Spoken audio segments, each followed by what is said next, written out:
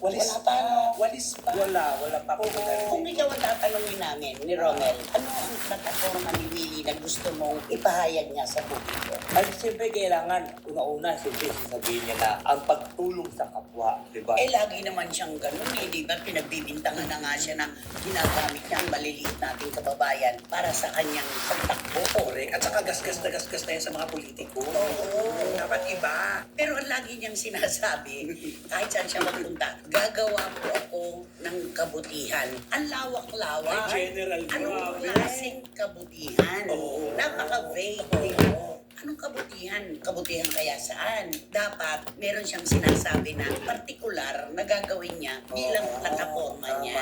Oo nga. Baka naman pag nagsimula ng eleksyon at tumungtong na sa entablado, baka may plataforma na si Kuya Kim. Oo, kahit pa naging independent siya, di ba? Correct. Oo. Siguro doon niya ibubuhos yung pananahimik niya ngayon. Correct. Hindi rin pananahimik kasi araw-araw hindi ka nasa TV siya.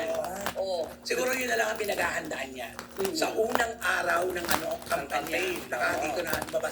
Siyempre, pag-usapan nyo, ay, ito na.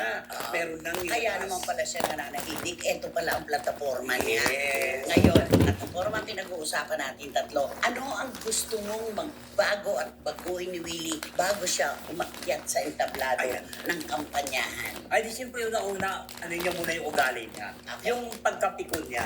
Okay. Kasi mahirap pag pumasok ka sa politika, pag pikon ka, talo ka na agad eh.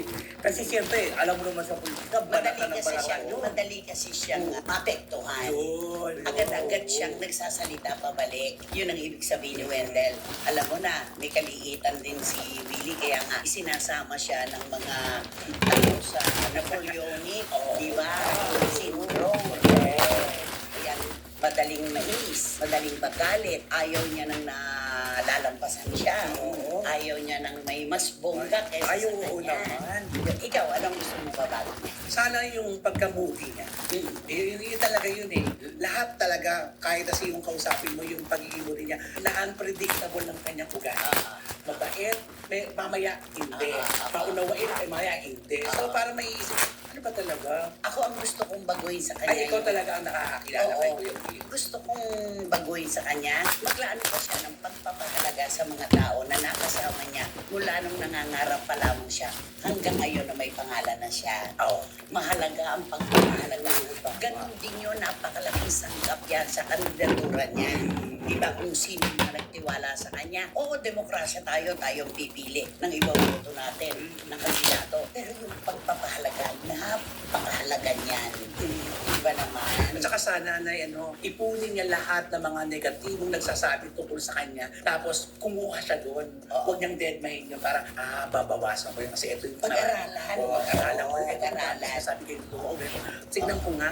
Di ba gano'n naman, kung saan ka sumosobra, kakalusin natin. Yes. At kung saan ka kulang, pupunan natin. Tama. Di ba gano'n naman talaga? Oo, at saka importante talaga yun, di ba? Katulad yan, kung tatakbo ka, pagka sa pamilya, unahin mo muna yung family mo, di ba? Kasi mahirap yung sabihin na tumatakbo ka tapos yung pamilya mo hindi pala bubuto Oo. sa'yo. Wala tayong Oo. maibibigay na pagmamahal sa iba kung ang pamilya natin mismo walang tinatanggap mula sa atin. Oo, charity begins at home. Parang pabango. Paano kitang wiwisikan kung ako mismo hindi mabango? Ayun, Diba? Parang ganun. oo. Makakapag-share lang ako ng pabango kung ako mismo ay nakapaghanda. Pero ang pagpapabango, lalo na sa mga politiko, hindi yung kung kailan ka papasok sa entablado o aakyat, saka ka magpapabango. Oo. Dapat malayo pa. Oo. Nagwiwisik-wisik ka na, nag-i-spray ka na. Kasi di ba masansang ang pabango Yes.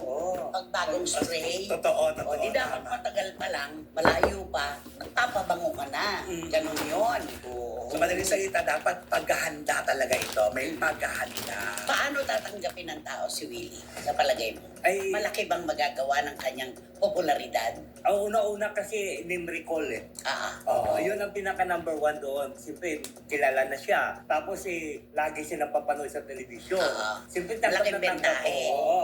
Tsaka siguro, sasabihin naman ng tao siguro na ito, pag nanalo ito, malaki din maitulong ito. Kasi sa programa niya nga, tumutulong na siya doon sa mga maliliit at sa mga nangangailangan. Ay ngayon pa kaya kung nasa politika na siya. Nako, sana ganun pa rin nga. Ay, oo. Hari nawang ganun pa rin. Sabi nila, ang haba-haba ng pangalan, ang hirap isulat. Puso po natin na nagdidikta. Kahit na mahaba ang pangalan mo, kapag mahal ka ng publiko, hahanapin ang